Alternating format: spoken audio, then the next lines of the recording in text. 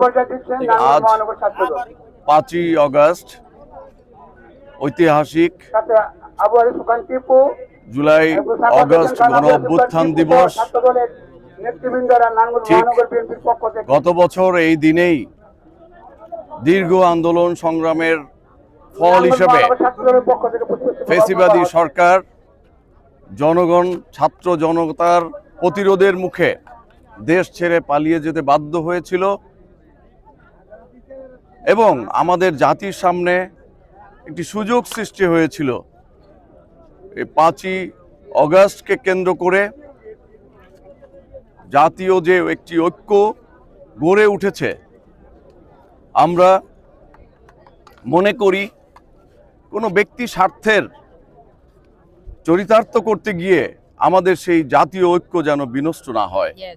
তাহলে আমাদের যে হাজারো শহীদ, সেই হাজারো শহীদের আত্মা কষ্ট পাবে।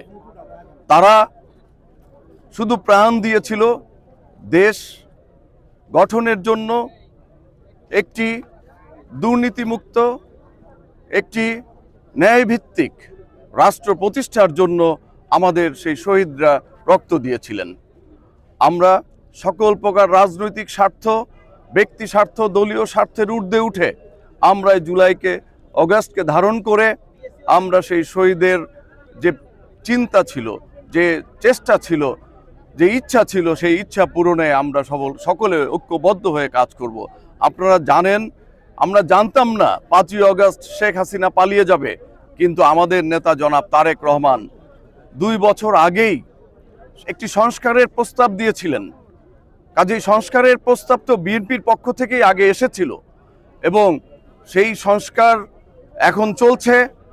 আমরা আশা করছি যে অতি দ্রুততম সময়ে এই সংস্কার কার্যক্রম পরিচালনা করে একটি গণতান্ত্রিক সরকার ব্যবস্থা প্রতিষ্ঠিত হবে এবং প্রতিষ্ঠিত হবে একটি ন্যায়ভিত্তিক সমাজ ব্যবস্থা পরিচালনার স্বার্থে একটি ন্যায়ভিত্তিক সরকার ব্যবস্থা প্রতিষ্ঠিত হবে।